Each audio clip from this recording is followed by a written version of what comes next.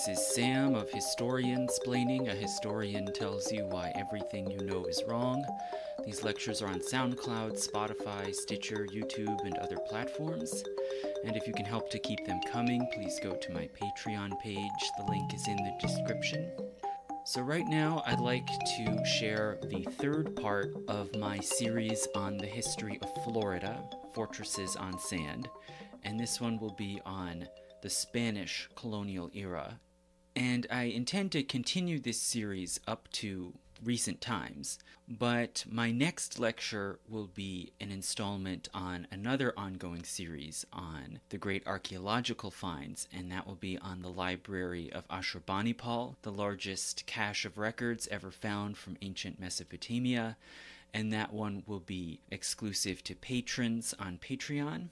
You may have seen, if you follow the podcast on Twitter, you might also have seen that I was interviewed and quoted for an article in Cincinnati Magazine about the Scottish and Irish travelers that regularly gather in Cincinnati. And the author of that article, the journalist, spoke to me because she saw that I had gotten a lot of response for my lecture on the history of British and Irish travelers, which apparently seems to be the most accessible, existing scholarly discussion of the history and background of the travelers. So I'll link to that article too. So obviously I've had my finger in a lot of pies, but right now I'd like to go back again to where I left off in the history of Florida, basically at the point where Pedro Menendez de Aviles had founded the colony of St. Augustine in northeastern Florida, which then lasted and was able to survive through crises and attacks and become what we now know today as the oldest European-founded town in the United States. So this era that I'm going to talk about from this point is a period of almost 200 years, basically from the creation of St. Augustine in 1565 up until the handover of control of Florida in 1763. These 2 centuries were a time of constant struggle to maintain and grow the Spanish foothold in Florida in the face of disease, hurricanes, and frequent conflicts both with indigenous people and then increasingly with other European powers. And this era of Florida history seems to me to be very uncovered. There are archives, including court records and church records, that exist mainly in St. Augustine, but they've been very little examined by scholars, and there's very little published information that one can find about this whole era. And I had to search for basically scattered articles, lectures, and so on in order to piece together a picture of this time period. And there are practically no books at all about Spanish Florida after 1600. So the era that I discussed last time, the so-called contact period, when Spanish and French explorers and colonizers first began to appear in Florida and there were dramatic confrontations and wars, that has been discussed a lot more. And books and articles have much more information about the chronicles and the communications from that time in the 1500s. And then it seems to just drop off and almost vanish from the historical scholarship after 1600. But as far as I can understand and reconstruct, it seems that this Spanish colonial era can be broken into basically 3 periods, each of which is quite different. First, the Menendez period, with aggressive expansion and colonization early on, about 1565 to 1590. Then the missionary period, from about 1590 to 1700. And then the Bourbon period from 1700 to 1763, so a period of retrenchment and remilitarization. So you can basically break it into these 3 distinct periods, and the first one I'm calling the Menendez period, when Florida was under the leadership, the often very aggressive and skillful leadership of the first governor, Pedro Menendez de Aviles, and also then his nephew, Pedro Menendez Marquez. And this was the most ambitious period in Spanish colonial history in Florida. And this is when the Spanish regime was diplomatically aggressive and expansionary, and it saw some limited successes, but most of its ambitions ended up being unrealized, and this time of expansion and gaining of new footholds really stopped not long after the death of Pedro Menendez de Aviles. So St. Augustine, as I described last time, was basically a small settlement and fortress protected by simply earthworks and cannons that were brought off of the ships to this little stronghold on an inlet on the Atlantic coast of Florida. Soon after the founding of St. Augustine, the governor appointed judges and magistrates to preside over law courts using Spanish codes. So they did make this initial attempt to kind of plant Spanish civilization in Florida. And there was, it seems, a period of some social stabilization where a sort of European colonial society did take root. It was a fairly small civilian colony. It probably took several years even to reach 1,000 people. And it had a military garrison with several hundred soldiers and Catholic missions. And early on, it seems they were mostly Jesuit missions. The population of St. Augustine was a mixture of people of European, African, and indigenous American ancestry. And the Catholic Church, as was common throughout the Spanish Empire, the Catholic Church encouraged intermarriage and melding of these populations. And the first marriage recorded as being performed in St. Augustine, and in fact the first Christian marriage known to have been performed in any form in North America above the Rio Grande, took place at St. Augustine, and it was an interracial marriage. At least that's how we would term it today. At the time, the term was mestizaje, mixing. And in the fall of 1565, so just a matter of weeks after the creation of St. Augustine, a woman named Luisa de Abrego, who was a free domestic servant who had come to Florida from Spain, married a man named Miguel Rodriguez. And it seems that Luisa de Abrego and Miguel Rodriguez had traveled together from Spain to St. Augustine. And Luisa had, it seems, a previous marriage in Spain when she was only 15 years old. She married a Spanish man. But she said she never consummated that marriage, and hence there was some question or ambiguity as to whether she was free to marry again or if they were engaging in bigamy. So that's part of why the details of their lives were recorded in legal documents.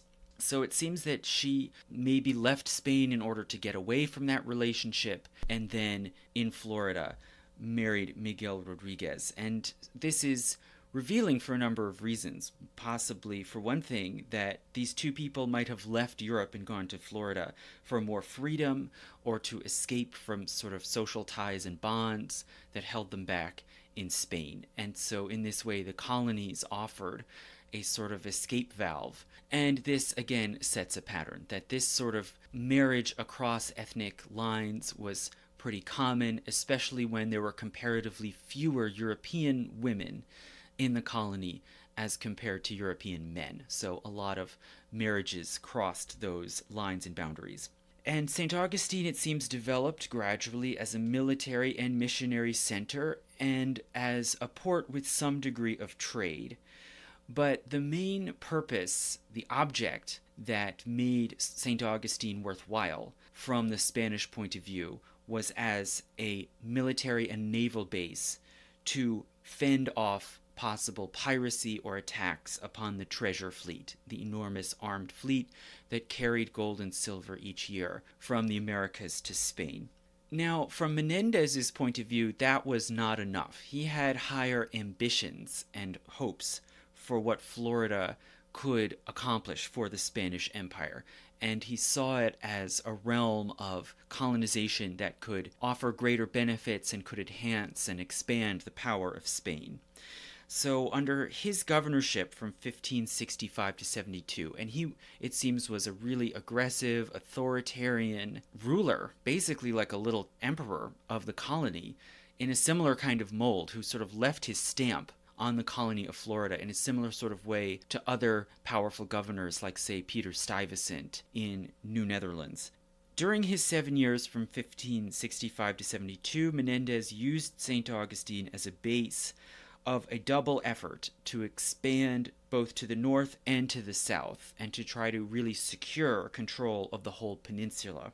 And Menendez was driven by zealous devotion to Catholicism and antipathy towards the Protestant powers, especially England, an ambition to expand and glorify the Spanish Empire, and also a personal motivation, his hope of finding his son, who apparently had been shipwrecked and then disappeared somewhere far to the south, near the southern end of Florida.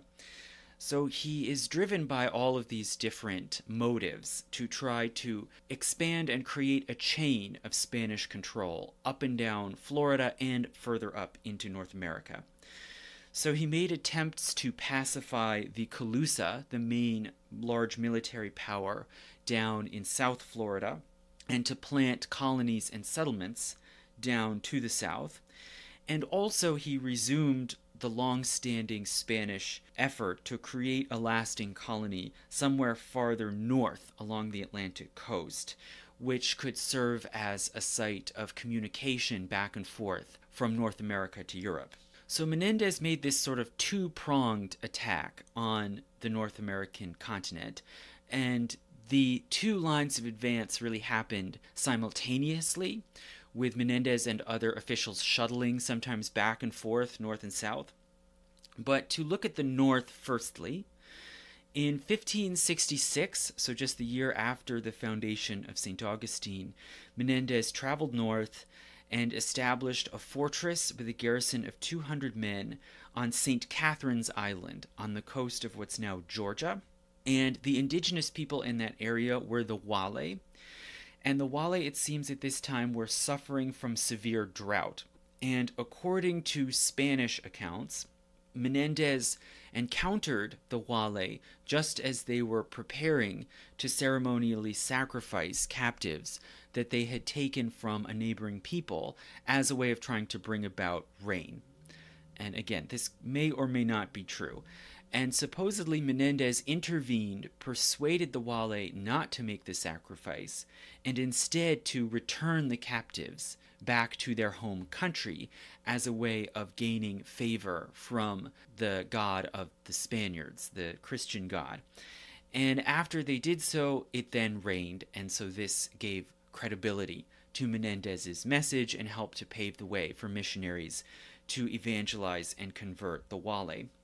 Now, whether or not that is true, the Spanish then advanced further up. They used St. Catherine's Island as a foothold and advanced further up the coast and established an outpost which they called Santa Elena on Parris Island in what's now South Carolina. And at this point, the stretch of Spanish control had extended so far that Menendez really couldn't remain directly involved.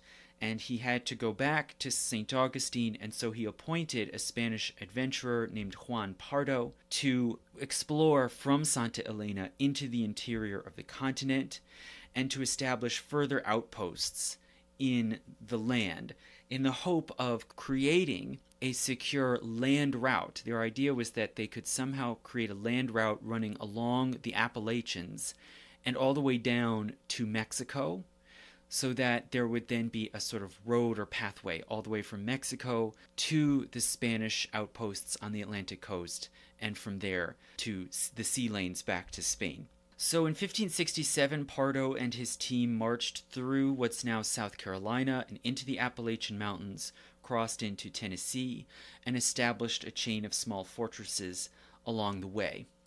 But all of these were then attacked. So these small forts were small, they were not terribly well defended, their supply lines were stretched very long and thin, and so all of them were fairly easily attacked and destroyed by indigenous people or were simply abandoned by the Spanish in the following year, in 1568.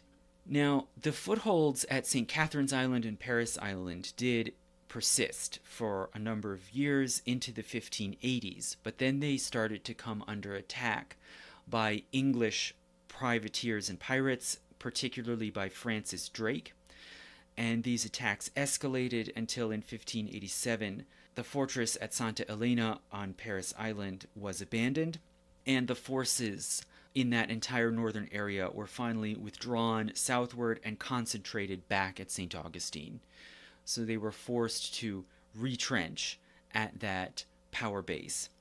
Now, as for the immediate area around St. Augustine, in basically what's now north central, northeastern Florida, Menendez traveled around with a diplomatic party and visited various Indian towns and would ceremonially make diplomatic gifts to the leaders of these towns, and then, with their permission, would erect a cross, which to the indigenous people, we don't know exactly what that would have signified, but the Spanish used it as a marker of a site where they had made a diplomatic contact and where they then would set up a mission church. So they sort of, in this way, blazed the trail for missionism through northern Florida. And Menendez built up a network of alliances, a lot of them very personal alliances, with indigenous leaders, which then ensured some degree of security and stability for the colony, at least within the Timucua zone. So by this time there were numerous translators from both communities who were bilingual with Spanish and Timucua, and there was extensive communication and trade. The indigenous people provided a certain kind of security umbrella for St. Augustine. But the situation was more complicated when the Spanish wanted to go further south, and there were greater language barriers that had to be overcome. And so a very crucial resource that made it possible for Menendez and the Spanish Empire to penetrate down into South Florida was the acquisition of a translator. So Menendez's interpreter, who was so critical in his missions to the south, was named Escalante Fontaneda, who was originally a Spanish Creole colonist from Colombia in South America. And he'd been in Florida for decades because in 1549 he was shipwrecked in South Florida and was taken captive by the Calusa. And for 17 years he was held captive. Many of his fellow shipwreck survivors were sacrificed or enslaved, but he was able to survive, and he provided the earliest known written description of the country, with the first mention of various villages and towns that would later become important. And in 1566, Menendez was able to go into South Florida and very carefully make contact with the Calusa, negotiate the release of Fontaneda back into Spanish custody, where he could then serve as a translator and intermediary, not only with the Calusa, but with all of these various southern nations and tribes. They took a group of soldiers guided by Fontaneda south and explored the Florida Keys and the 10,000 islands, the sort of complex coastline along the southwestern corner of Florida that was on the edge of the Calusa territory. They then made direct diplomatic contact again with the Calusa, and Menendez reportedly met personally with the Calusa king, whom the Spanish called Carlos, which again is probably a sort of mistranslation, that they were taking some title like Calusa or Calus and changing it into the Spanish name Carlos. This ruler was a young king. The Spanish viewed him as somewhat naive, possibly pliable, and they negotiated a fairly favorable treaty of coexistence between the Spanish and the Calusa kingdom. And as part of the ceremonial sealing of this agreement, the Calusa presented to Menendez the king's sister as a bride. So it was sort of sealing this diplomatic relationship with a marriage, the sort of thing that all kinds of societies do around the world. But there was a complication in that Menendez was already married. He had a wife back in Spain, as many of the Spanish colonists knew, and he was a devout Catholic and would have been very concerned about the sin of bigamy, which was taken very seriously by the Catholic Church. So it seems that what he did is he sort of allowed the Calusa to think that he was accepting this sister as a bride. But what they actually did was took her and basically handed over to the custody of some Spanish ladies who took her to Cuba, had her baptized and renamed with a Christian name, and sort of kept her there as a sort of concubine slash hostage. And we don't know exactly how she was treated or what sort of contact she had with Menendez, but she was more or less treated as just a sort of diplomatic pawn in Spanish custody, not as a wife. And this caused insult to the Calusa king, who saw this as kind of a slight to him and his family. Now, meanwhile, Menendez was still really hoping to find his son, who he hoped was somewhere in the custody or in captivity among some tribe or nation in South Florida. And so he took his team and advanced northward into the Tocobaga territory, which was the main nation around the sort of Tampa Bay area, further up the Gulf Coast. And he made a similar peace deal with the Tocobaga to the one that he'd already concluded with the Calusa. And this then was the final insult to the Calusa, because the Tocobaga were their traditional enemies. So they saw this as kind of two-timing by Menendez. So this was a final insult, and the Calusa then sent war parties north and attacked the Spanish party.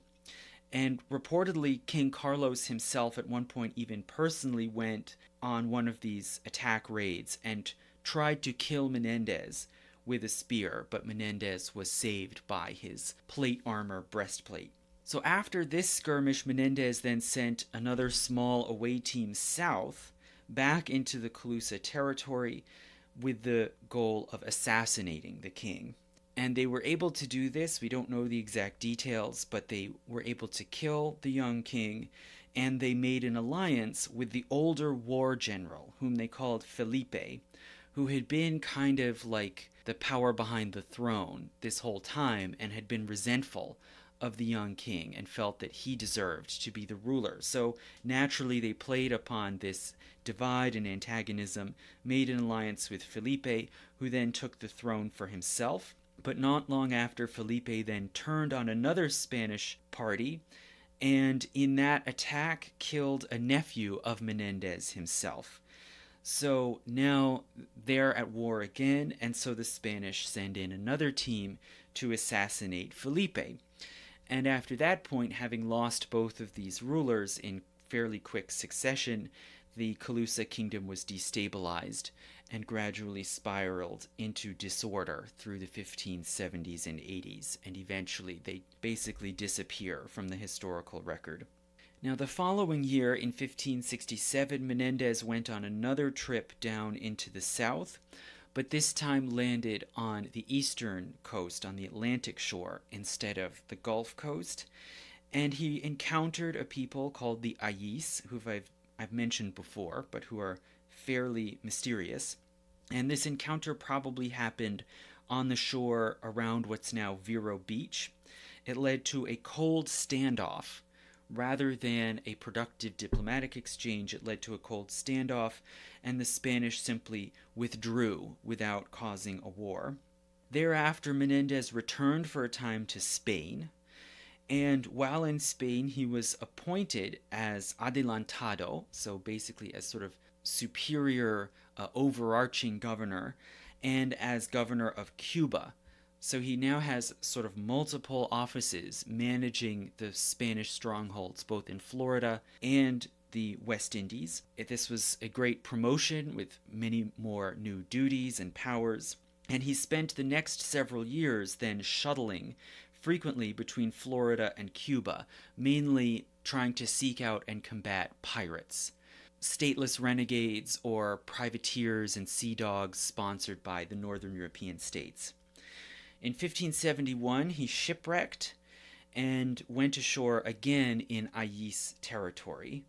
So he knows that these are a fairly hostile, or at least unfriendly people, and he's without a vessel. But he was able to trek back north on foot with a group of 17 men all the way up the coast back to St. Augustine. And then just days after returning to St. Augustine, English privateers appeared near the shore, menacing the town, and so they had to quickly scramble to repair and improve their fortifications, and they were able to repel the attack. The following year, in 1572, Menendez again went south and landed among the Tequesta, the people who it seems lived all the way at the far southeastern corner of Florida around what's now Miami. And he met with their leaders at a sort of capital town, basically at the site of what's now Miami, which they called El Portal, like the port or the gateway. And they were able to establish peaceable relations with the Tequesta, and they also were able to take on several of them to act as translators with the Taino. There had been enough communication back and forth between the Caribbean and the Tequesta in Florida that some of them could interpret the Arawak language, and hence could help in Menendez's efforts to pacify and control the Taino people in Cuba. Menendez also placed a team of Jesuit missionaries there in the area of El Portal in the Tequesta kingdom. But these missionaries, it seems, gave up after just 1 year and withdrew back to St. Augustine.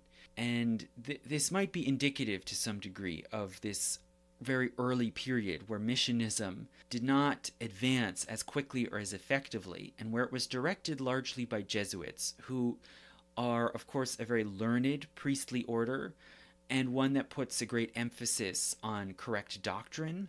And so the process for converting people to Roman Catholicism under Jesuit direction could be much more complicated and arduous, and might involve learning Latin prayers, learning creeds, maybe even learning to read.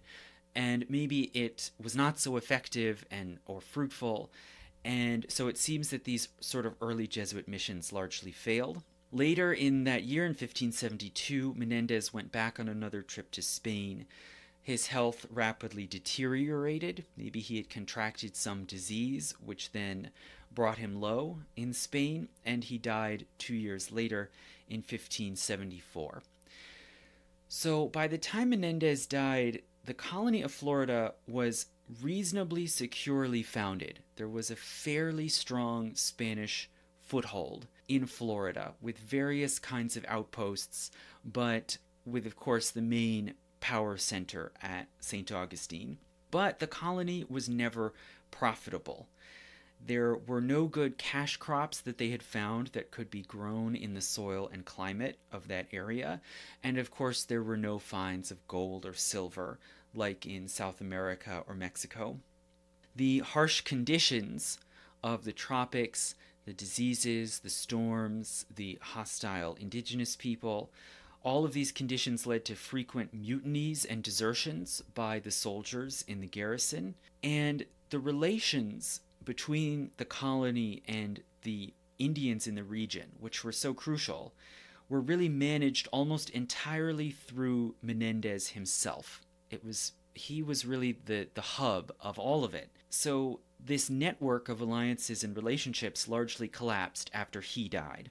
And the colony, all through this period and for many years afterwards, was constantly dependent on the annual situado, or subsidy, from Spain in order to keep up the fortifications, to keep the soldiers in arms, and to basically buy off and maintain these sort of delicate relations with the indigenous nations. So it was, in those ways, it was really still in a precarious position. Now, after Menendez went back to Spain, he basically handed over the leadership of the colony unofficially to his nephew, Pedro Menendez Marquez, who took up management, and then after the governor died in Spain, then Pedro Menendez Marquez was formally appointed as the new governor. And Marquez, both before and after he formally took up leadership, he did several things that had a significant lasting effect on the colony. Firstly, in 1575, he brought the first group of Franciscan friars to Florida. And this was a turning point in a lot of ways, because the Franciscans' approach to evangelization and conversion was different from the Jesuits. They emphasized sort of simple, plain faith, speaking in kind of plain language, speaking to the heart, and they did not emphasize learning and correct doctrine the way Jesuits did. And they were, you could say, a lot more free about the conversion process. They put a much greater emphasis on just baptizing a lot of people quickly rather than intense screening. And so in some ways you can see they were more geared and more suited to bringing in a lot of converts among the indigenous population than the Jesuits were. He also began the first operation to quarry what they called coquina, which is a soft, porous limestone, basically a stone of just pressed shells that is barely crystallized enough to even call limestone. And he began the quarrying of this coquina on the barrier islands to then bring back to use in buildings in the town. So what had been created previously from just wood and thatch, the sort of things that could easily be destroyed in hurricanes or floods, it starts to be replaced with something more permanent. And it seems that all in all, Pedro Menendez Marquez was reasonably capable, but still there was little that he could do, realistically, other than just hold on and secure St. Augustine. In the 1580s, he withdrew the colonists out of Santa Elena, as I mentioned before, in what's now South Carolina, and removed them back down into St. Augustine. Francis Drake directly attacked St. Augustine in 1586 and burned much of the town, but the residents mostly survived by withdrawing into the woods and waiting for the fires to die out. So they were able to survive, return, and rebuild the town, and moreover, some structures even probably survived that had been built by that time out of coquina. And this rebuilding, after the Francis Drake attack and after the sort of brief outbreak of war between Spain and England in 1587 and 88, after that, this was followed by a period of renewal and reassertion starting around 1590. And this begins then what we can call the missionary period, which lasts for about a century or a bit more. There was a shift in Spanish policy towards more religious-driven colonization. And I should make clear this was an imperially directed and empire-wide change in policy. And it starts really in 1574, so just a few weeks before Pedro Menendez de Aviles died in Spain. King Philip II issued new decrees requiring church involvement in the creation and extension of colonies. And there had been a long power struggle going all the way back into the early 1500s between the conquistadores, who just wanted to sort of press their military advantage, conquer, raid, exploit indigenous labor, and on the other hand, the church, which wanted a more civilized and orderly colonization that emphasized religious conversion. And in the 1570s, King Philip II was on the throne, and he was a very devout Catholic who really surrounded himself and managed his royal court through churchmen.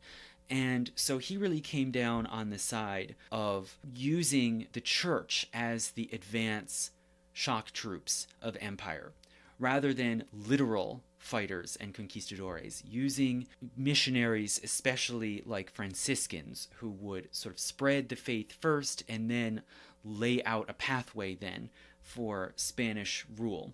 And in 1588, the governor in St. Augustine granted a tract of land at the southern end of the town to the Franciscan order.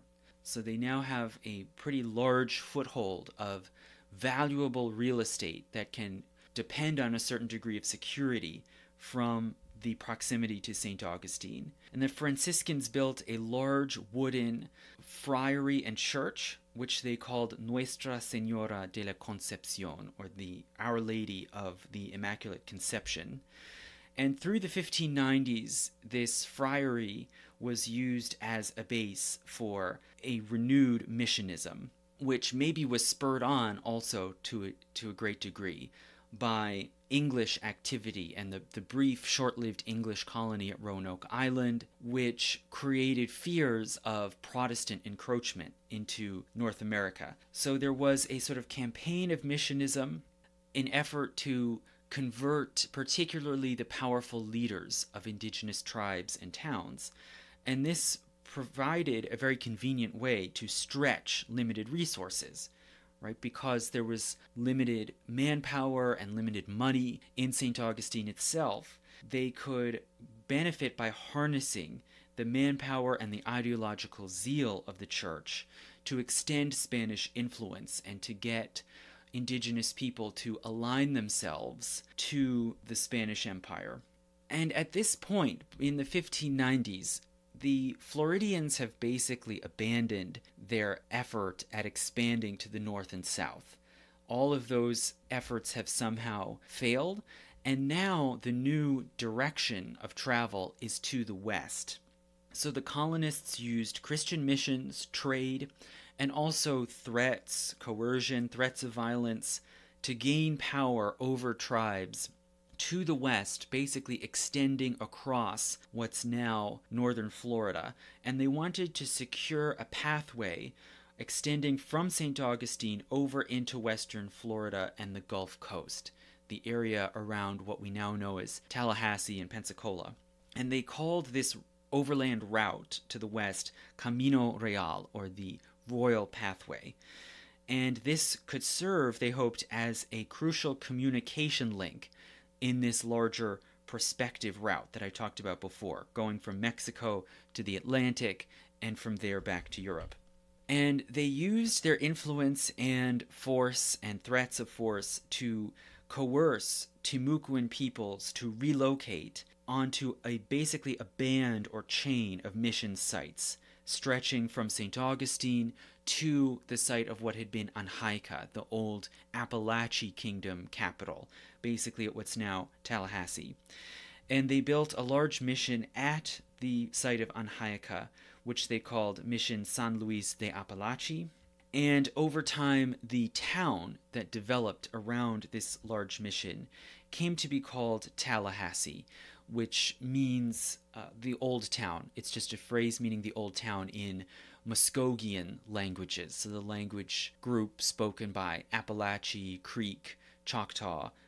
So you see this new sort of orientation and this new sphere of Spanish influence, basically running from St. Augustine westward into what's now the Florida Panhandle.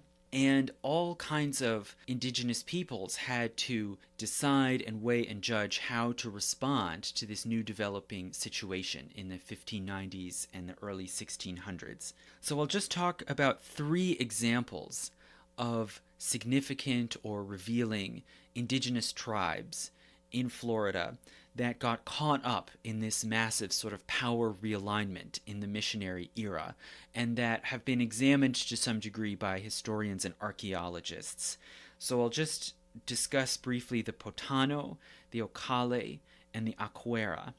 So firstly, the Potano were a tribe in north-central Florida, basically just north of what's now Ocala. They were a Timucuan tribe, speaking the Timucuan language. And they're a significant group because we know that they were a significant power in the region who fought against the French colonizers when there was briefly a French colony in 1564 to 65. So they were known as an adversary of the French and their allies in that period. They briefly lost a military power struggle in that period. But then that might have then made them sort of natural allies to the Spanish after the Spanish destroyed the French fortress. But that's not apparently what happened. They continued to fight against Spanish encroachment as well, and in 1584 they were able to kill an important Spanish military captain. So the Spanish then mustered their forces and counterattacked. They destroyed Potano settlements and forced them to flee westward, and they then resettled at the site of Fox Pond, basically just northwest of today's Gainesville.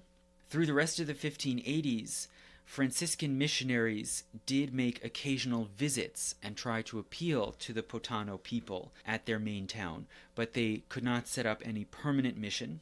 But just a few years later, in 1601, it seems there was a turning point. And in that year, a new young chieftain came to power who wanted to stop the sort of back and forth tit-for-tat hostility between the Potano and the Spanish. It seems like many indigenous leaders, he saw a certain advantage to accepting a Spanish mission, that this could give them diplomatic alignment and protection from Spain. It could get them certain important trade goods and technologies like glass, iron tools, and iron weapons. It could get them information through channels of communication. And so he sees an opportunity to change the Potano policy, and apparently he traveled with his retinue to St. Augustine and offered, in the Spanish view, offered submission to Spain.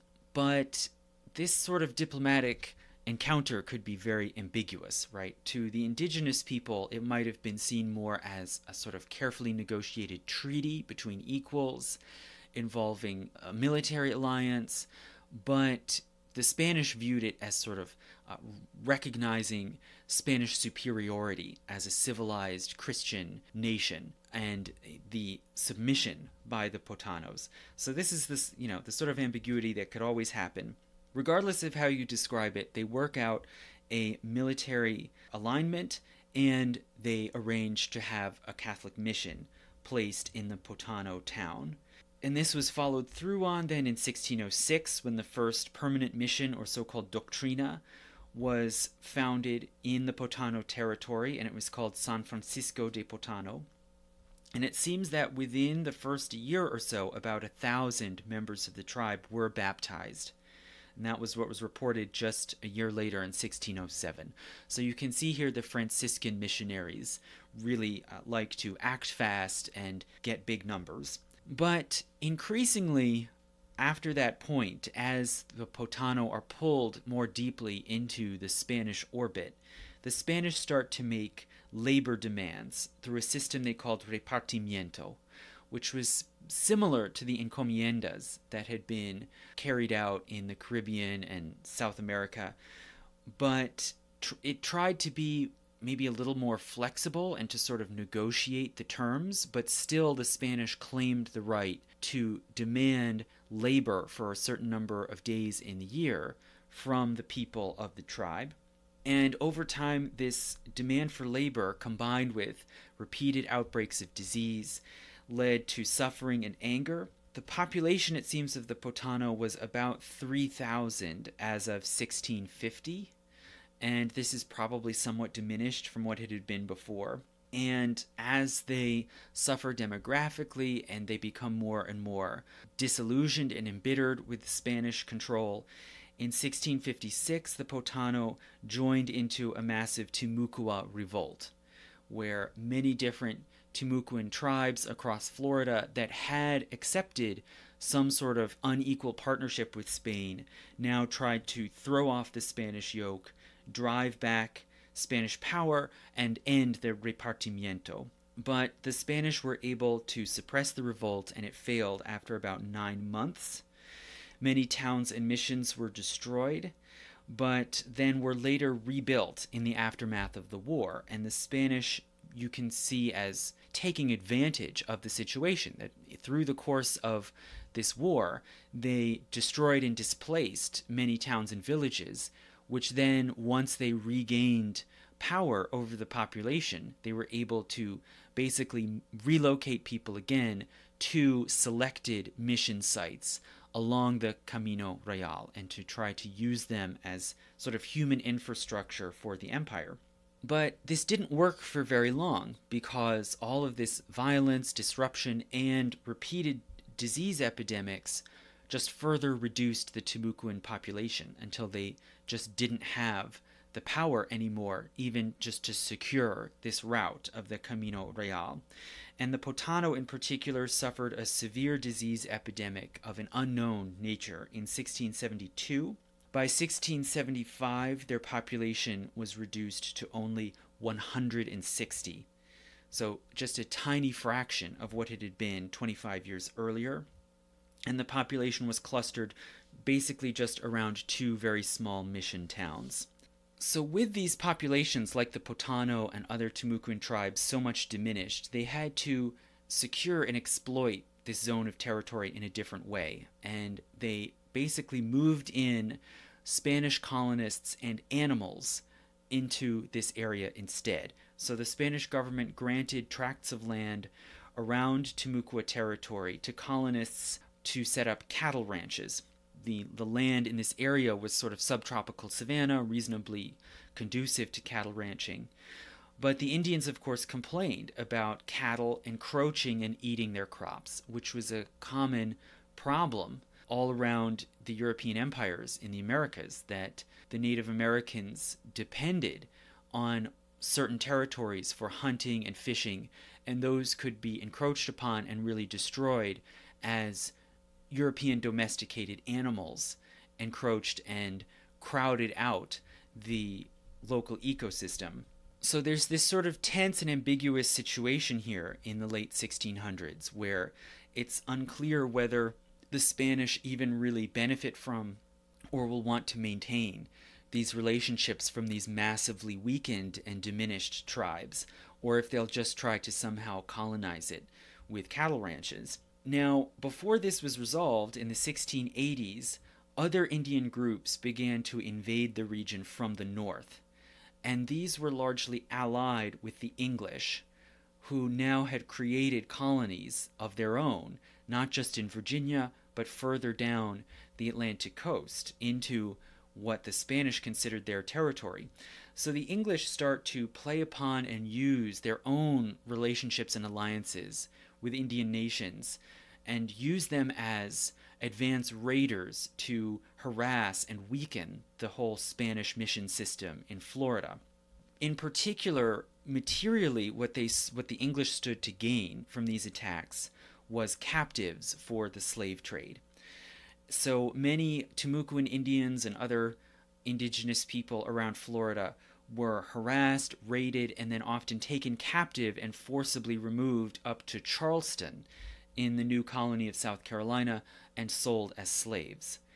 And the Potano in particular suffered from these raids until basically the group was so diminished and so vulnerable to this danger that they simply dissolved and had to move and migrate and merge into other Indian groups. Right? They had to consolidate in order to keep up enough numbers to defend themselves. So this is probably what became of the Potano, and maybe some of these refugees even went all the way to St. Augustine. Now, these raids and attacks continued to weaken and sap what was left of the mission system until basically in the early years of the 1700s, between 1700 and 1704, what remained of the mission system, almost all of it, finally collapsed under the attacks of the English and their main ally, the Yamasee tribe. And in 1706, the Yamasee and English allies came down into central Florida and destroyed the last remaining Potano mission. So the Potano were just one of many Timucuan tribes, but they, it seems, were more significant than most, and we can reconstruct here what eventually became of them. Now, secondly, as for the Ocale were a little bit further to the southwest, basically in what we now know as west central Florida. They were not Timucuan. Rather, in terms of their customs, their artwork, they were part of the so-called Safety Harbor culture region. So basically the west central zone centering around the Tocobaga, where people basically adopted the art forms, the mound building systems, and possibly even the language, too, of the Tocobaga people. The Ocale were mentioned in some very early travel accounts and reports from the mid-1500s, and they were said to be politically subject to the Tocobaga.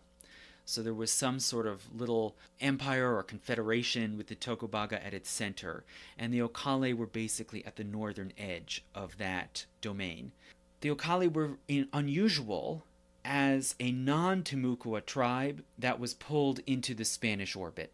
So they were one of these groups kind of on the fringe of the Spanish domain that had different language, different culture, and identity.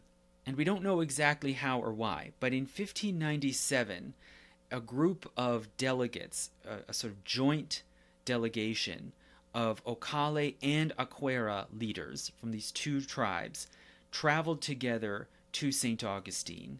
And similarly, they offered some sort of obeisance, some sort of advantageous but unequal alliance with the Spanish.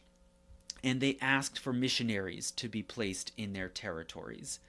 And again, we can't say exactly why they did that, but in the case of the Ocale, it may have been that they saw that as a way to separate themselves and throw off the domination of the Tocobaga. So in the early 1600s, a Spanish mission was founded in a major Ocale town, but this then provoked the anger and fear of neighboring tribes that were non-Christian and that opposed the Spanish expansion. So non-Christian tribes, mainly Tocobaga and Pohoy, then attacked and killed many of the Christian Indians in the Ocale. And in response, Spanish and Christian Indian allies retaliated against them and killed various leaders of the Tocobaga and Pohoy, then basically drastically undermining their entire political system, as they had previously done already to the Colusa. Now later, after that point, after about 1620, the Spanish records show very few mentions in their communications, and it seems that the Ocale basically just disappeared and faded away as a group, and they probably again dissolved and merged with other neighboring groups. As for where they went, it's reasonable to suppose that probably some of them went and joined that other tribe that I already mentioned, that it seems had some sort of special relationship with the Ocale, and that's the Aquera. So the Aquera were a little farther north in north-central Florida, and it seems that their original homeland was along the Ocklawaha River and around Lake Ware, basically just east of what's today Ocala. And the Aquera were Timucuan. They were basically a tribe at the very far southern edge of the Timucuan zone. They are mentioned in reports about the Hernando de Soto entrada back in 1530, and they're named as being a fairly strong group that was able to repel Spanish raids from de Soto. They were also known for trading in pearls, which is interesting because they're more or less right in the middle of the Floridian Peninsula. So they must have somehow managed long-distance trade networks that moved maritime goods. So as I mentioned before, in 1597, their delegates go to St. Augustine and offer some sort of submission to the Spanish. A Spanish mission was set up later then, which lasts from 1612 to 1620. After that one was abandoned, two other Catholic missions followed, one of them in the main central town of the Aquera. But the Spanish report that the Aquera were very skeptical and resistant towards the Christian gospel, more so than other tribes. And it seems that they had traditional religious or spiritual leaders, people that we might roughly call shamans, although that's not an indigenous American term. But they had these religious leaders who continued to practice and continued to be very powerful all through the 1600s. And it seems that the Aquera maybe took on a sort of special role, seeing themselves as kind of spiritual or shamanic leaders for all the indigenous people of the region. It was part of their identity, and it might be related to their name, Aquera, which in Timucuan apparently means keepers of time or ancient ones. And it seems that the Aquera persisted through the 1600s, and their territory came to serve as a refuge for migrants who were fleeing southward from the repartimiento labor mandates and from the war in 1656. And by 1677, the main town and the main leader of the Aquera came to be called Yabahica, which apparently means the shaman's town. And a few years later, by 1680, the two remaining Catholic missions in their territory were abandoned. And in the last decades of the 1600s, when most Timucua tribes were dramatically losing population, dwindling down to just one small town or village, it seems that the Akwera maintained relatively greater demographic strength. They had a main town at what's now Lake Care, and art and artifacts have been found there which are overwhelmingly indigenous. There are some European beads and pottery, but much less than at the mission sites farther north. So it seems that the Akwera had less contact and exchange with the Spanish than other Timucuan people did.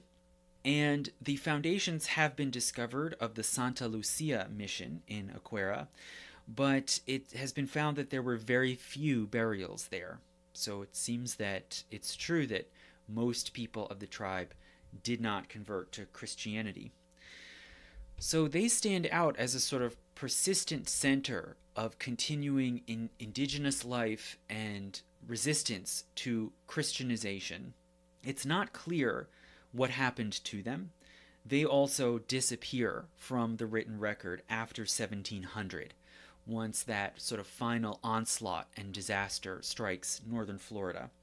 There's some chance that they may have persisted through that time, and if so, it's likely that they eventually joined into the Seminole group, the sort of new indigenous confederation that formed later in the 1700s, and I'll mention them some more later.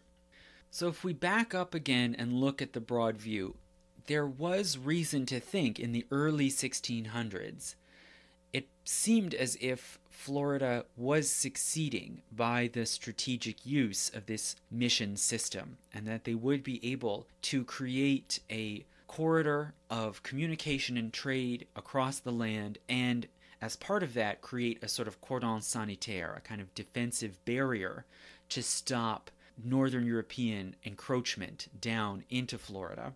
But all kinds of problems then intervened in the mid and late 1600s that gradually ruined and finally destroyed the mission system.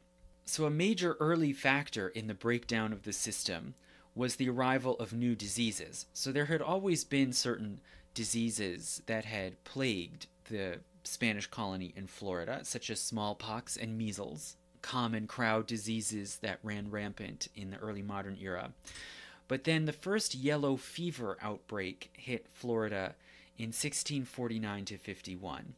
So yellow fever had been an old world disease. It had not been seen before in the Americas, and it was first carried, it seems, from Africa to the Americas, probably by slave trading vessels, in 1648, and then it hit St. Augustine just the following year, and probably was carried in mosquito larvae that were kept alive in ships' water casks that sailed and docked at St. Augustine in 1649, and it then proceeded to infect both the population and the mosquito population living in the swamps and the standing water. So this severe outbreak of yellow fever was then quickly followed by opportunistic outbreaks, again of measles and smallpox, and there were then repeated infestations of yellow fever over and over again in Florida for the next 250 years. And usually each time yellow fever appeared, there would be an outbreak that would infect several hundred people and would kill several dozen of them. And it would feed off of what St. Augustine was, which was a crowded, dense town right near a swamp. So from the point of view of today, it might seem ridiculous. Why would you have a dense, packed town right next to a bunch of swamps? But politically and militarily, they really had no choice. They had to have a densely packed town that could be defended and fortified, and that was surrounded by difficult terrain that wasn't easily approached and attacked.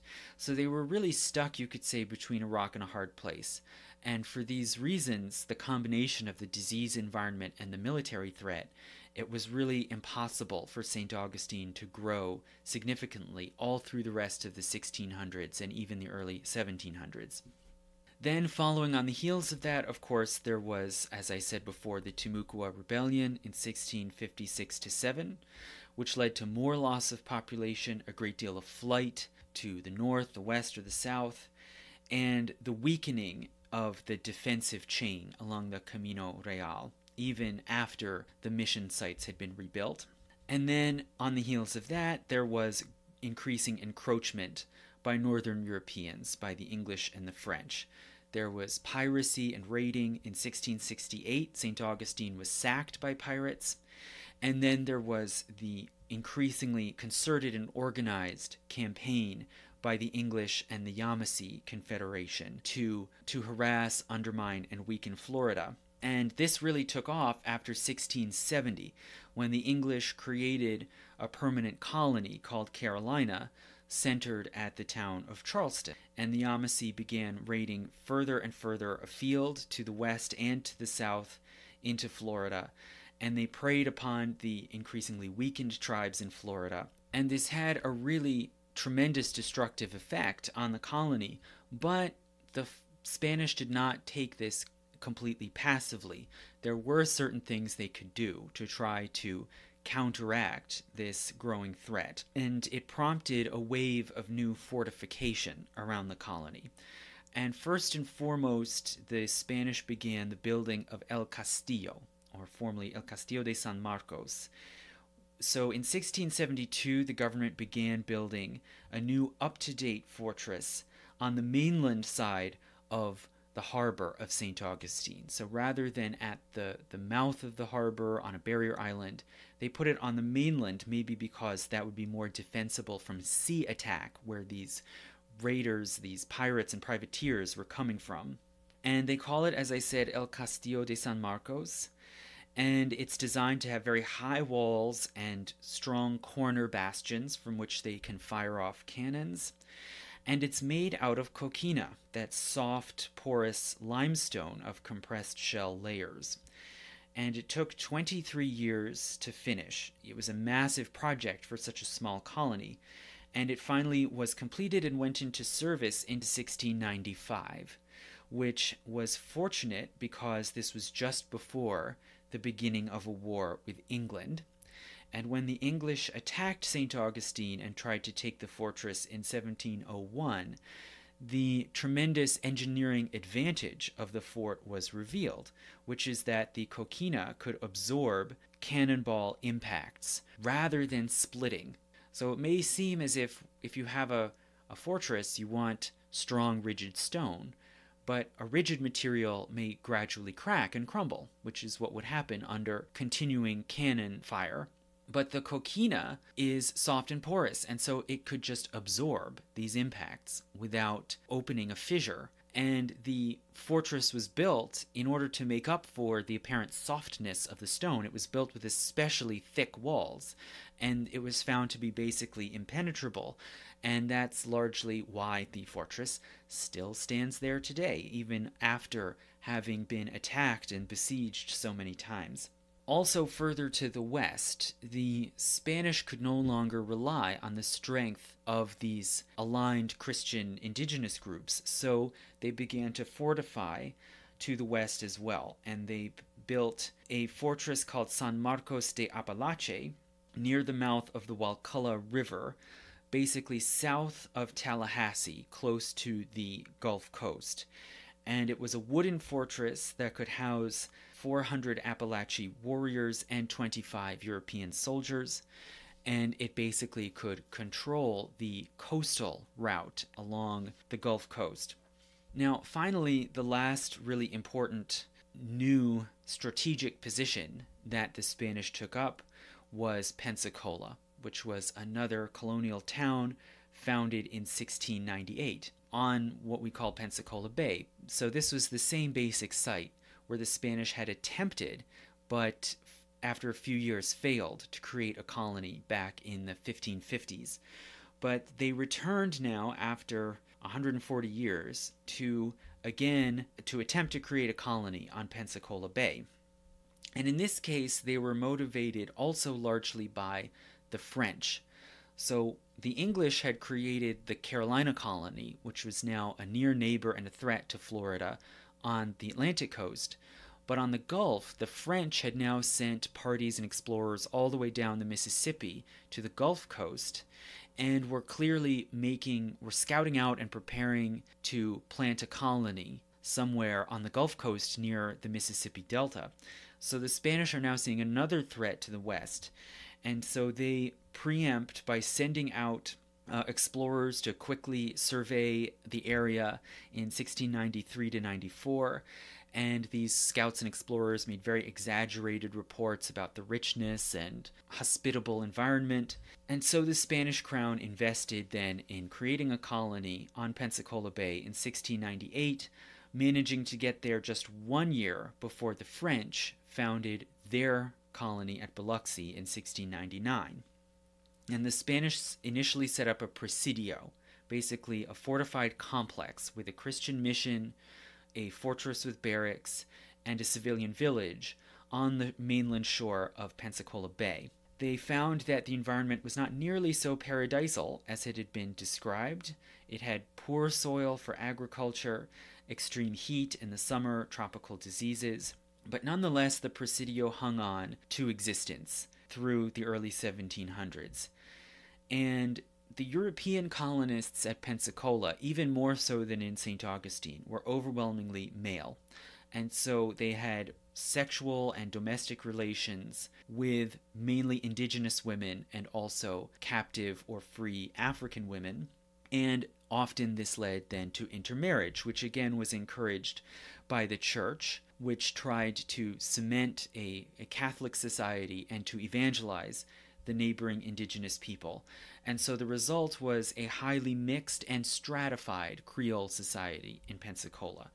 So while it was very mixed, we should remember, of course, that doesn't mean it was egalitarian, right? People still had higher or lower social status and different legal statuses based on the amount of European ancestry that they had. But it was, nonetheless, it was a very mixed society in which all people were recognized as having some sort of basic rights and protections as Catholics if they were baptized. So even more so than St. Augustine, Pensacola becomes this kind of multiracial Creole society.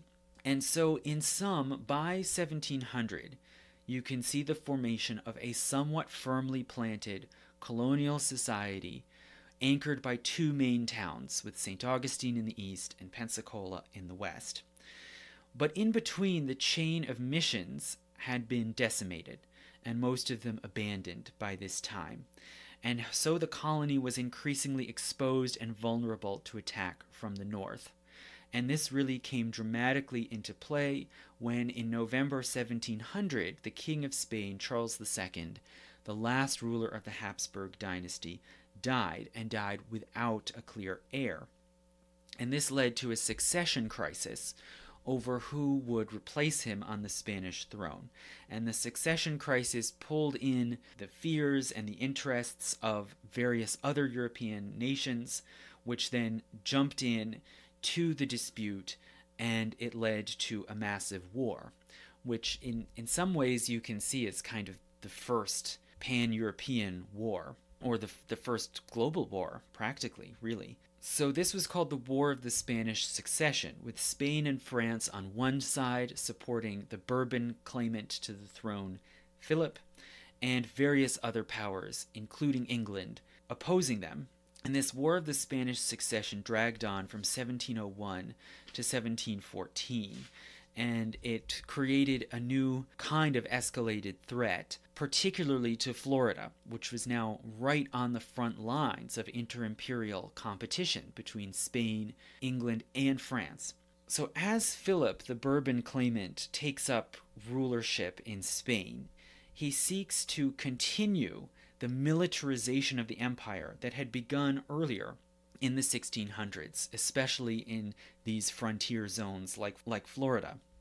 The attacks by the English and the Yamasee into Florida only continue and intensify.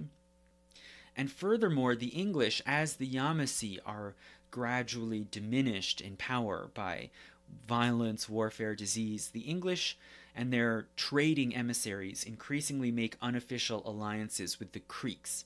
And they use the Creeks, again, basically as pawns to harass and undermine Florida. But the English also get into the fight more directly themselves. And in 1702, the English Colonel James Moore raided and besieged St. Augustine. And although he was not able to capture the town, he did destroy and burn missions around the immediate vicinity around St. Augustine.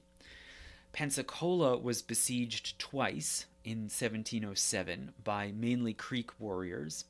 Various Timucua and Apalachee villages that were remaining were destroyed, and the wooden fortress at San Marcos de Apalache was abandoned and burned by the Spanish as they withdrew so that it wouldn't be taken into Creek or English hands. And this new attack into Florida caused a chain reaction. So various Indians who were under threat from the English and the Creeks, those who had not aligned themselves with the English, fled southward into Florida, particularly the Wale, this tribe in what's now Georgia that had been traditionally more Christian and more Spanish aligned. They flee down into Florida. They then encroach upon and displace the remaining Timucua. The Timucua then go into Spanish strongholds, mainly St. Augustine, for protection. And the nearby missions in the sort of immediate vicinity around St. Augustine are moved in, are relocated inside the town in the early 1700s. So you have now an increasingly retrenched and concentrated base of power, mainly in St. Augustine, and an increasingly dense and crowded town, which has to somehow grow and develop. And this town is withstanding repeated attacks through the War of the Spanish Succession. Now, after 1720, when the war now is over and Spain has some time and some resources to rebuild and reimagine St. Augustine, there's a period of rebuilding, growth, and investment in the fabric of the town. And this is where the town starts to take the sort of look and form that in some places, in some respects, it still has to this day. So the town had always, from the beginning, been laid out as a simple grid with a central plaza and a church, which was the custom throughout the Spanish Empire for colonial towns to have this sort of ordered layout centering on a sacred public space. But beyond that, it had been fairly disorderly. There wasn't a great deal of infrastructure. The buildings were generally wood and thatch. They were very vulnerable to fire. There were repeated fires that destroyed parts of the town. But after 1720, as there's renewed investment, there's more wealth, and the officers and merchants of the town start to replace these wooden houses with large houses in a new and distinctive local style that sort of comes to define St. Augustine. They build these houses with thick walls of coquina stone, almost like mimicking the Castillo in miniature. They build them with thick walls of coquina stone, which are then covered over with white paint or stucco. The floors are built of a sort of light sand and shell-based concrete, which can keep cool in the heat of Florida. They're usually built with upper floors that then have long balconies and verandas to allow for outdoor air circulation and shade over the windows and doorways. And some of the larger ones are built also with courtyards for greater shade and air circulation. And it seems that at least 12 houses that were built in this style between the 1710s and the 1760s still stand. There surely were many others as well that are long gone, but there are, as far as I can find, at least 12 specimens still there. And as part of this building wave also, the Franciscan order built a very large new friary building in the same sort of style, just even bigger, with large, long verandas and woodwork and white stucco. This building also still stands and is today known as the St. Francis Barracks because it later was taken over as a military residence. So the look of St. Augustine is changing dramatically, and you're starting to see the emergence of a more permanent and, in its own way, kind of elegant colonial town fabric. And along with that, of course, it goes hand in hand with the emergence of an increasingly wealthy and genteel elite class, which manages sort of large households with extended families and servants. Now, meanwhile, in Pensacola also hangs on but has a much harder go of it. and it becomes a continuing battleground that is more vulnerable. So after the end of the War of the Spanish Succession, there is this sort of uneasy but reasonably lasting truce between Spain and Britain, at least for a few decades, that allows for this rebuilding. But relations with France are more complicated, and the French more and more are the threat to the West. The Presidio that I mentioned on the mainland of Pensacola Bay is captured by the French in 1719. So politics had realigned very suddenly in 1719, where Spain, back in Europe, tried to retake old territories that they had lost in the Mediterranean, mainly in Sicily.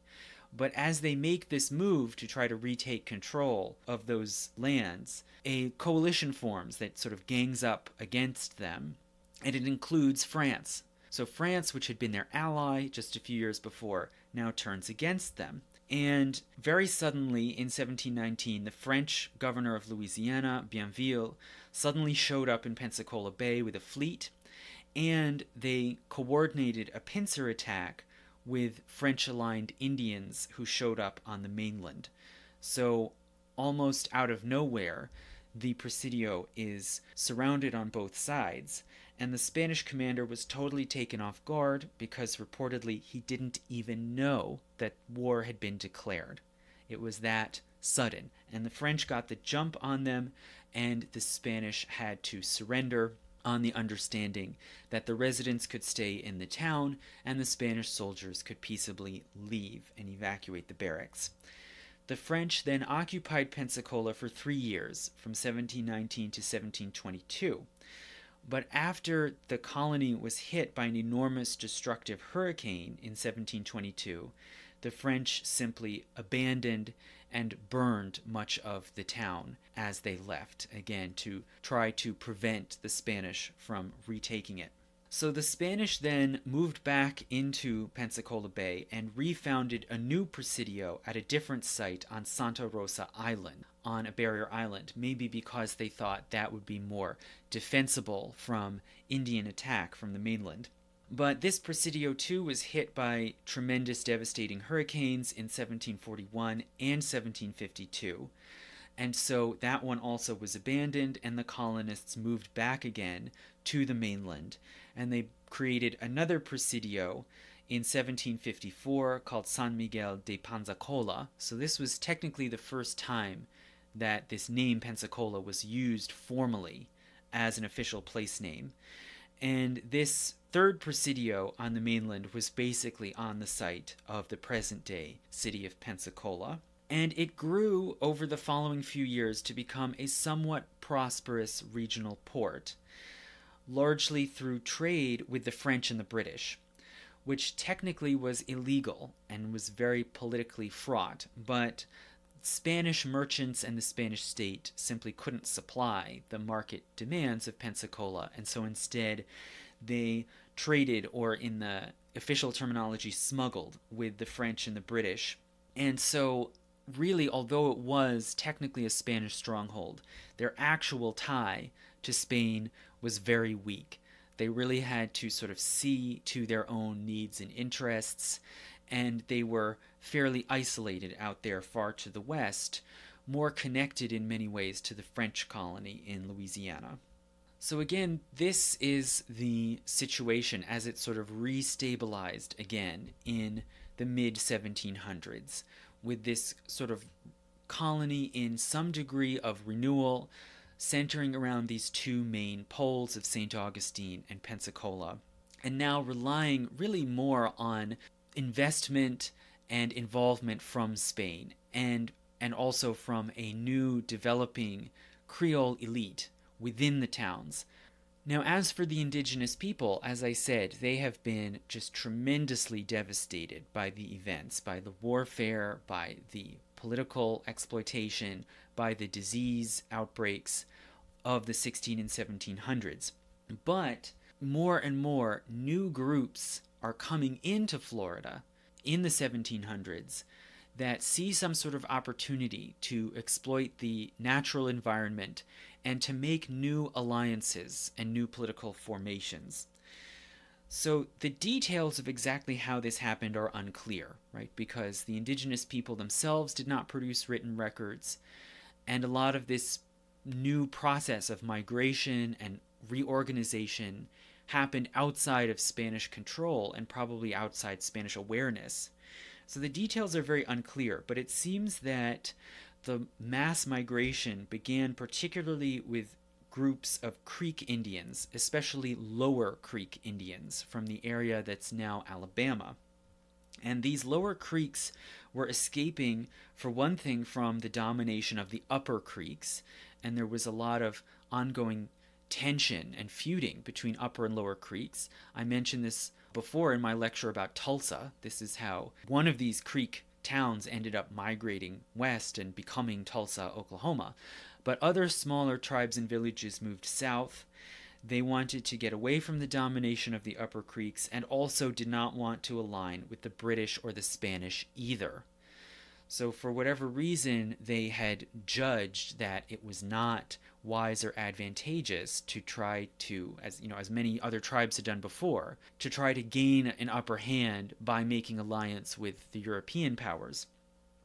So instead they withdraw southward, and these Creeks then begin to attract allies, including renegade Yamasees, who no longer subscribed to this alliance with the British, and other groups such as Uchis, and also escaped Africans, so enslaved African laborers in both Carolina and Florida, who ran away and joined or formed relationships with these Indian groups. And as these various groups coalesced, their presence, the sort of emergence of a new power in the interior of Florida, it emerges in the written record later, in the later 1700s, but almost surely it has its roots earlier, in this crisis time of the early 1700s. And as the group forms, they also begin, it seems most likely, although it's not totally certain, they also begin to absorb the remaining surviving Timucua groups from around St. Augustine and northeastern and north central Florida into this emerging confederation. We know that in the later 1700s, the name of this confederation emerges as the Seminole. We don't know exactly when they took up that name. It probably was sometime earlier in the 1700s, and we do not know for sure the derivation or origin of that name, Seminole, but it is reasonable to suppose that it probably derives from the Spanish word cimarron, meaning a runaway. This probably reflects the early role of escaped enslaved African people who went into the interior and took part in the formation of this confederation. So basically, runaway slaves, African captives, who managed to leave European colonies and set up their own independent communities. They were called cimarron in Spanish, marron in French, maroon in English. And this word probably then was transformed into this new form, Seminole, to describe this sort of larger confederation that was forming in Florida.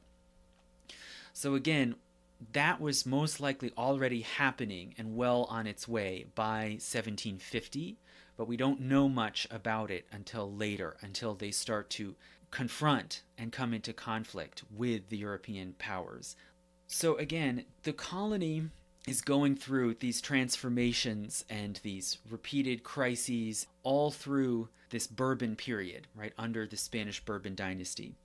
But it seems that there was particularly a crucial turning point in the 1730s, right? So at the time when the two towns are developing, being rebuilt, the Seminole Confederation is probably forming, there was a renewed and intensified turn to militarization and retrenchment in Spanish Florida. And it can seem strange that this happened in a time of peace, basically when Spain was fairly secure and at peace with both Britain and France.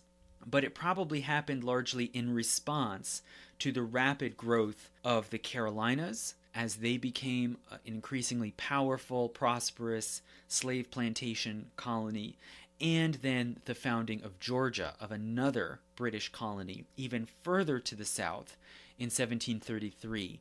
So more and more right into that direct zone that the Spanish considered their backyard.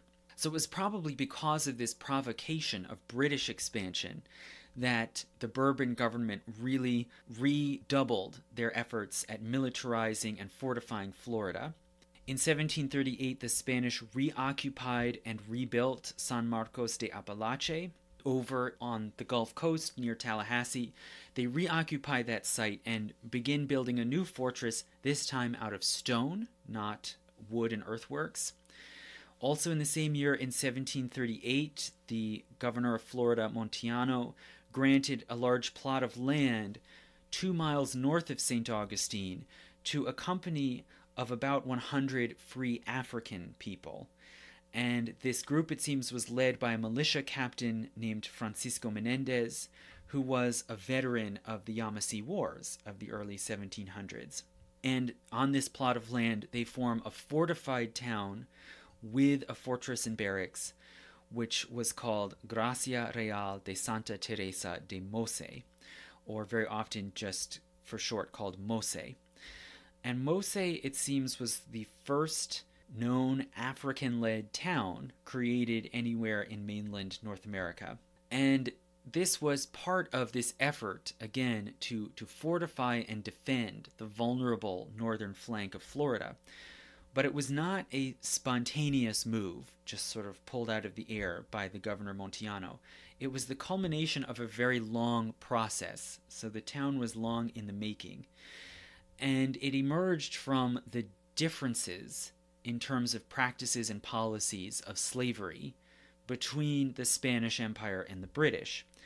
So Spain had different laws and practices about slavery and enslaved people from what we might think of in the British world. The masters of slaves were traditionally expected to Christianize them, whereas that was still taboo in the English and Dutch colonies. The Spanish, going back all the way to the practice of slavery in the Middle Ages in the 1300s, they were expected to Christianize slaves, baptize them into the church. Often they were expected to act as godparents to these newly baptized slaves or to their children. And they were required to recognize and protect marriages and family relationships among enslaved people, which was not done in the English and British Empire. And ideally, under the Spanish viewpoint, ideally slaves ought to ultimately become free, and they ought to then blend into the general population. As I said, intermarriage, mestizaje, was encouraged. And so in the Spanish Empire, already by the late 1600s, there were far more free people of color than in other colonial empires, like the British or the Dutch. And it seems that in Florida, there was an African community of both enslaved and free people right from the beginning. You know, I mentioned one free African woman who married in St. Augustine in 1565. And so they were a significant presence in the population of the colony, and it seemed they had formed a militia unit by 1683. And this was significant because it implied a recognition that they were free subjects of the empire and that they had a certain basic degree of social rights and status, that they could bear arms. These are probably some of the reasons, then, that some enslaved Africans from the British colony in Carolina fled not just into the interior, not to the indigenous nations, but southward to Florida. And the earliest known for certain were escapees who made it all the way from Carolina to St. Augustine in 1687. And once they were there, they were put to work on helping to build the Castillo. And it seems they were paid wages for this work, which again is something that you wouldn't see with enslaved people in the British Empire. When English officials came to St. Augustine in order to reclaim them, the governor refused, and his reason was that he wouldn't give them back because they had become Catholics. They had been baptized into the Catholic Church, and so he did not trust that their religious faith would be respected if they were returned to British territory. So, it sets up this odd situation and this odd precedent which is similar to what was going on at the same time in the Caribbean, in places like Puerto Rico, where if an enslaved person managed to escape, say from the Virgin Islands across the water to Puerto Rico, and they told the Spanish, "I came here because I want to be free," the Spanish would send them back. But if they landed on the shore and said, "I've come to Puerto Rico because I want to be a Catholic," then they would be able to stay and would not be sent back. So this similar precedent emerges then in Florida, that if enslaved people can manage to get to Florida and then they embrace Catholicism, they will then have the chance to stay in the colony and very likely to become free, because that was easier and more customary in Spanish society than British. And a few years later, in 1693, the Spanish crown formalized this practice with a decree where the king made a proclamation, quote, "giving liberty to all the men as well as the women, so that by their example and by my liberality others will do the same." So the crown is explicitly saying here, we will recognize the freedom of these escapees in order to encourage more people to do the same. But nonetheless, it was still unclear whether this was just a one-off or a temporary policy or a permanent policy. It was sort of in limbo. But in the 1730s, as the stream of escapees increases, it is codified into law. So at that point, the crown encodes the policy that those who make it to St. Augustine will be required to labor for the crown, as those early arrivals had when they were put to work on the Castillo. They will have to labor for the crown for 4 years, and then they will be granted permanent freedom. Spanish officials were forbidden from paying any reimbursement or compensation to the English, basically saying, we don't even recognize your claim on these people as slaves. And they would be expected to convert. And it seems that many or all of them did convert into the Catholic Church. But we should note that surely a significant portion of them were already Catholic. There had been Portuguese evangelization in Central and Southern Africa, Congo and Angola, and a lot of the enslaved people in the Carolinas came from those countries and were almost certainly already Catholic before they even got to Florida. But regardless of that, Florida was becoming more and more a social and political battleground between the different empires, and the Spanish sought to take advantage of the vulnerability of the British that existed because of their heavy reliance on slave labor, which could not be politically and socially loyal to the British. So they're taking advantage of this, and you could see as a kind of reversal, a kind of clever revenge for the long-standing British policy of undermining Florida through Indian alliances. But in this way, you can see the foundation of this new town of Mose was not simply an act of beneficence or humanitarianism. It was strategic. It would attract more runaways into Florida and hence sap the manpower of the British colony, and also would then serve as a buffer to help protect the northern flank of Florida against British or other attacks. And in this way, it was similar, again, to what other colonies had done, such as in New Amsterdam, where the Dutch West India Company granted tracts of land to free African people in Manhattan, just north of the town of New Amsterdam, basically in the zone that's now Greenwich Village. They gave out parcels of land to Africans, but not out of the goodness of their hearts, but on the understanding that they would then serve as a frontline buffer against hostile Indian nations like the Mohawk. So it was a similar sort of strategy to help create a bulwark and at the same time destabilize the British colonies. And it seems that this strategy almost surely bore fruit, because in just the following year, after the foundation of Mose, in September 1739, the Stono Rebellion took place, which was the largest rebellion ever to happen the largest slave rebellion ever to take place in the British colonies before the American Revolution, where a large group of slaves in South Carolina rebelled, withdrew, marched southward, apparently with the aim of crossing into Florida, but they were intercepted before they got there. So Mose, it seems, did survive and even flourish for a time, but it was in the line of fire of inter-imperial warfare, which then broke out again between Britain and Spain in the 1740s in the War of the Austrian Succession. So the fortress at Mose, it seems, was abandoned and destroyed during that war in the 1740s, but it then was reoccupied and rebuilt in 1752 and was inhabited for another 11 years. Also during the same war, St. Augustine itself was blockaded and briefly besieged by Oglethorpe, the British governor of Georgia, for 39 days, but it was able to withstand that temporary blockade.